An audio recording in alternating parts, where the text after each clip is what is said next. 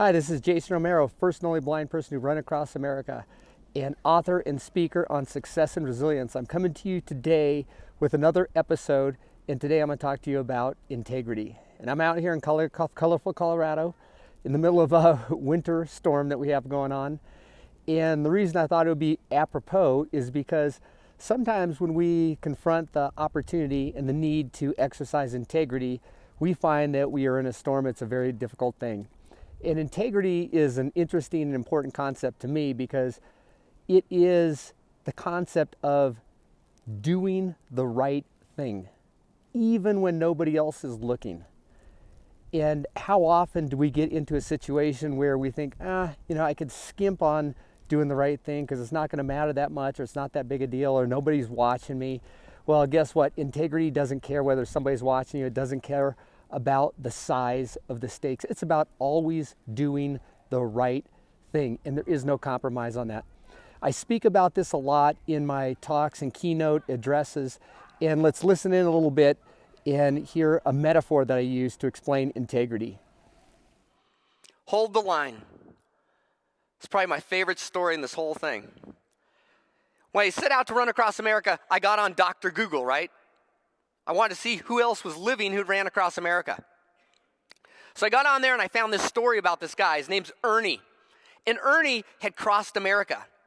And he crossed America at a little different pace than I was planning to, 6 miles a day. Took Ernie 2 years to cross America, but he did it. But that is not the exceptional part about this story. The exceptional part about the story is that Ernie was 95 years old when he finished. Gave me shivers.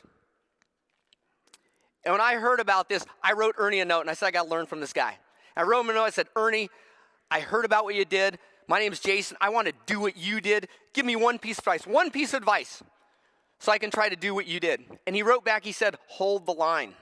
And as I read those 3 words, I thought, I think Ernie's been out on the highway without sunscreen for a little too long. What does hold the line mean, right? So I wrote back and I said, Ernie, what do you mean by hold the line? That's where the true wisdom came. And Ernie said, Jason, when you're out there, you're going to run against traffic. Because you need to be able to tell, or at least something, whether or not you're going to get hit by a car. And you run on that white line, Jason, and that white line is your piece of real estate in this world. Nobody is allowed on your white line. And as I read that, I thought, Ernie is telling me to play chicken with a semi. And when I first left Los Angeles, I did not hold the line. I jumped off of it, let the people from La Laville, drive on it. But after 2 weeks, I was injured, I was battered, I was beaten, and I was on a road in Arizona, and there was no place except the white line. There was a guardrail, a 6-foot embankment, and there was a semi coming at me. I knew because I knew the sound, and I could feel it in the road. And I put my head down, and it was my turn to hold the line. I put my head down and started thinking, Ernie, I hope you were right. And it was getting louder, and I could feel the air, and then both hands are going, then I'm screaming, please don't kill me, please don't kill me. And that semi went in the other lane, tooted its horn in encouragement, and passed me by, and I held the line. But I submit to you, Ernie's story is not about some white line out on America's highways. Each one of us has a white line, and that white line is integrity.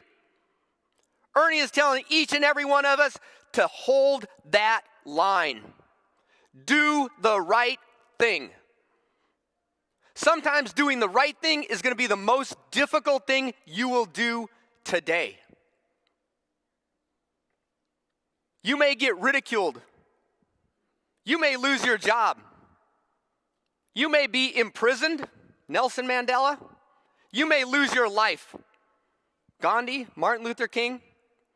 But the next time you're confronted with making a decision to do the right thing or just moving on your merry way and not getting involved, I want you to think about Ernie, a 95-year-old man who took on semis for 2 years.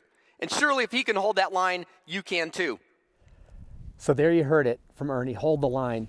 And integrity is an important concept, especially in many companies. We find that as a value, but very rarely do we see that exercised consistently by our colleagues, leaders, even by ourselves. And it's a very difficult concept. And it's so difficult because many times with integrity, we look at it as if it was something that we were supposed to only exercise if it's convenient to ourselves or if it's not a detriment to ourselves. And that's not the way that integrity works.